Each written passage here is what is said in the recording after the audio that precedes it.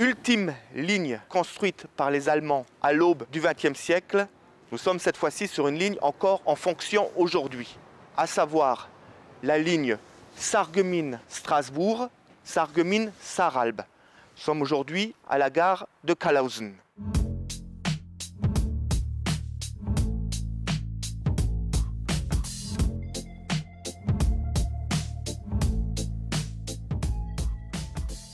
On peut se demander pourquoi une construction si tardive.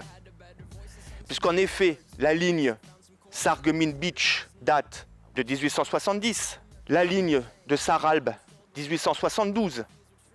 Mais finalement, il y avait bien eu une étude préliminaire sur cette ligne déjà en 1836. Mais à cette époque, les fonds des différents départements concernés, à savoir la Moselle et le Bas-Rhin, n'étaient pas suffisants.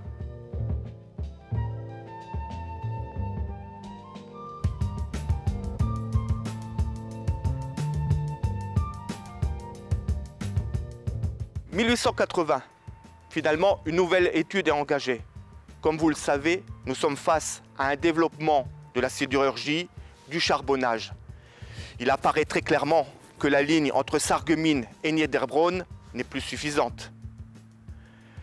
Cette étude prend du temps à se formaliser parce qu'il n'y a pas d'accord entre les Alsaciens et les Mosellans. Finalement, la loi du 22 mars 1891 imposera la ligne entre Sarreguemines, Strasbourg via Momenheim pour un montant total de près de 26 millions de marks. C'est assez conséquent.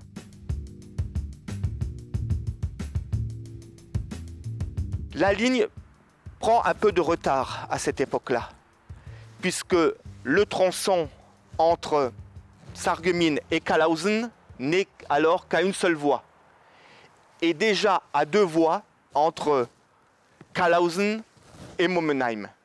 Cette double voie avait été demandée par l'armée allemande avec un surcoût de près de 6 millions de Deutschmark. Finalement, la gare et la ligne seront inaugurées le 1er mars 1895 et la ligne, puisqu'il y a une bifurcation, entre Calhausen et Sarralbe près de 8 mois après. Nous sommes sur un tracé classique de double voie.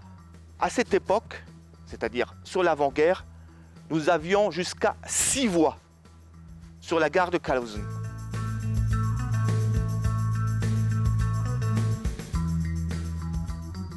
Mais revenons sur la gare de Calhausen. Comme vous le constatez, c'est le type de construction gare dit utilitaire en grès, avec un plan tout aussi typique. La voie de garage qui arrive sur le haut de la marchandise en bois d'époque. L'entrée du chef de gare. L'entrée du public avec son accueil. La salle d'attente, sur le haut, les bureaux et bien entendu le logement du chef de gare. Tout autour, à l'image de Rohrbach-Lebitsch, une petite cité s'est créée avec un restaurant et quelques habitations d'époque.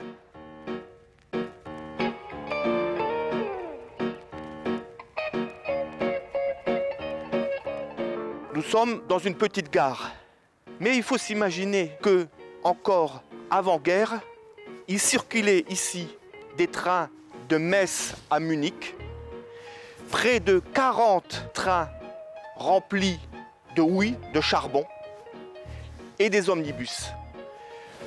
Naturellement, les trains étaient beaucoup plus nombreux à l'époque.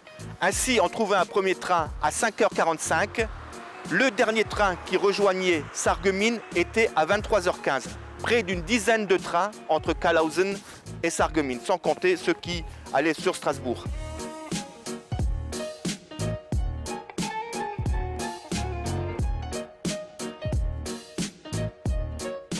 Le déclin est très net. Un déclin par rapport à l'industrie de Sarreguemines et surtout à la diminution de l'utilisation du charbon et du transfert de marchandises entre la Moselle et l'Alsace.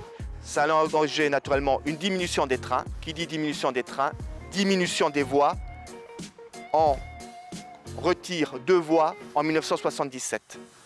Néanmoins, grâce à l'effort important de la SNCF et du Conseil régional d'Alsace, le trafic voyageurs a été conservé, notamment entre Sarreguemines et Strasbourg encore aujourd'hui.